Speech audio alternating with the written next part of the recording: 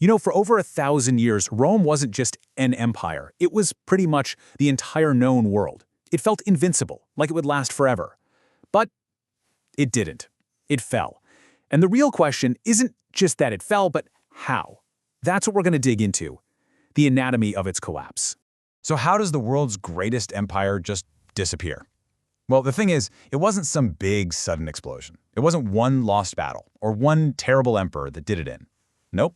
It was more like a slow, grinding sickness, a disease that took centuries to finally, claim its victim.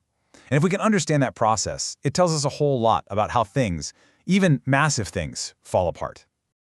All right, so here's how we're going to break this down. First, we'll look at the empire's breaking point. Then, we'll see how the West collapsed so fast. After that, we'll jump over to the East for its slow, long decline. And we'll wrap it all up with the end of a world. So, let's get one thing straight. Long before a single barbarian set foot across the Roman frontier, the real trouble was already brewing at home. The damage was being done from the inside out. You could say the foundations were already rotting away long before the walls ever came tumbling down. I mean, the level of chaos here is just staggering. Get this, in one 49-year stretch, there were 26 different civil wars. 26 in less than 50 years. The empire was literally tearing itself to pieces. And all that fighting?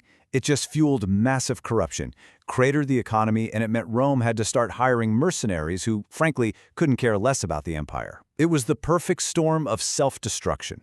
And this quote, wow, it just hits you, right? Fighting among ourselves costs us more than fighting our enemies. What's so powerful about this is it's not some historian looking back hundreds of years later. This is from a guy, St. Jerome, who was living through it. He saw it with his own eyes. The biggest enemy Rome had was Rome. Okay, so with all that internal rot, let's turn to the Western Empire. Because this weakness, it basically left the door wide open for outside forces. And what happened next was shockingly fast. Now this number right here, this explains so much. On paper, right, the Western Roman army was supposed to have 250,000 soldiers, a massive force. But in reality, between the corruption, the constant civil wars, and just plain bad recruitment, the actual number of troops they could send into a fight was more like 65,000. Just let that sink in. That is a catastrophic drop. So I ask you, how are you supposed to defend thousands of miles of border with what's basically a ghost army? And once the cracks appeared, the whole thing just came crashing down. The dominoes fell so fast. It starts in 405 AD.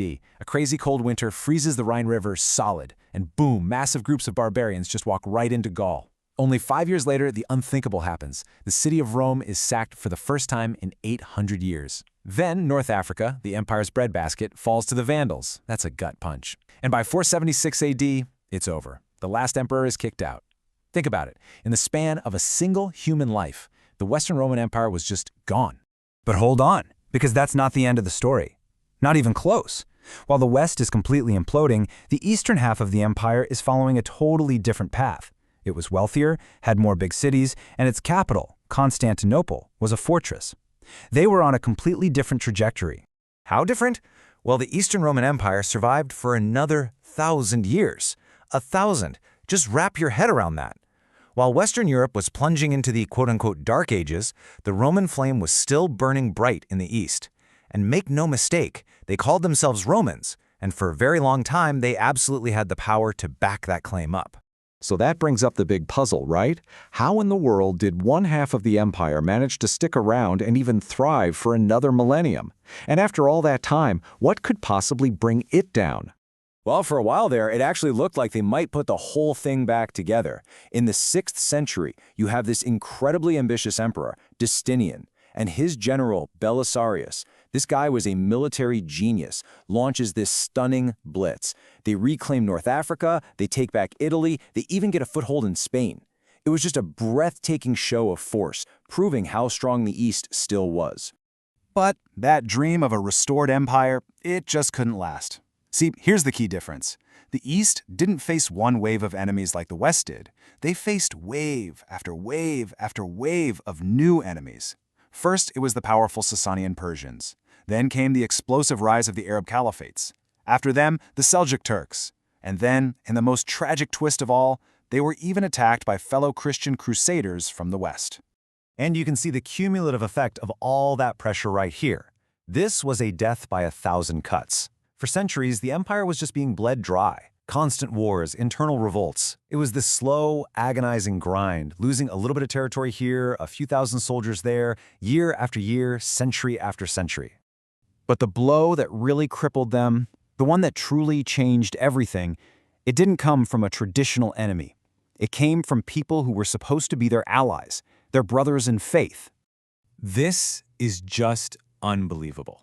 In 1204, the Knights of the Fourth Crusade, who are supposed to be on their way to the Holy Land, get diverted, and they turn their armies against the greatest Christian city in the world, Constantinople. The sack was an absolute catastrophe. They plundered the city, stole its treasures, burned its libraries. The empire was shattered. And yeah, they managed to put some of the pieces back together later, but it was never, ever the same. This was the mortal wound. All right, let's fast forward to the final act. It's now 2.5 centuries later, and the once mighty Roman Empire, well, it's basically just the city of Constantinople and a few little scraps of land here and there. The date is May 29th, 1453. Constantinople stands alone, completely surrounded. The rising superpower of the day, the Ottoman Empire, led by a brilliant and determined young sultan named Mehmed II, is at the gates. And they're here to claim the ultimate prize. Inside those legendary walls, the last of the Romans are getting ready for their final stand. Just look at these numbers. They tell you everything you need to know. On one side, you've got about 7,000 defenders, a handful of Romans, and some brave foreign volunteers. On the other side, an Ottoman army of at least 80,000, armed with brand new, massive cannons, the super weapons of their day. The odds weren't just bad, they were completely, utterly impossible. So as the final attack begins, as the walls are breached and the enemy floods into the city, the very last Roman emperor, Constantine XI, does something incredibly powerful. He takes off his imperial purple regalia, the symbols of his power. He becomes just one more soldier fighting for his home. He leads one last, desperate charge right into the heart of the invading army, and he's never seen again. And with his death, a story that lasted 2,206 years, all the way back to the founding of Rome itself, finally comes to a violent, dramatic end. So what's the big takeaway from all this? Well, the story of Rome really shows us that collapse isn't some lightning strike out of the blue. It's the final act of a really long play. It's what happens when the slow rot on the inside makes you too weak to handle the inevitable storm that's going to hit you from the outside. And that has to leave you wondering, right? If collapse is this long, slow process, and not a single event, what are the slow decline problems, the internal cracks in the foundation, that we might be completely overlooking in our own world today?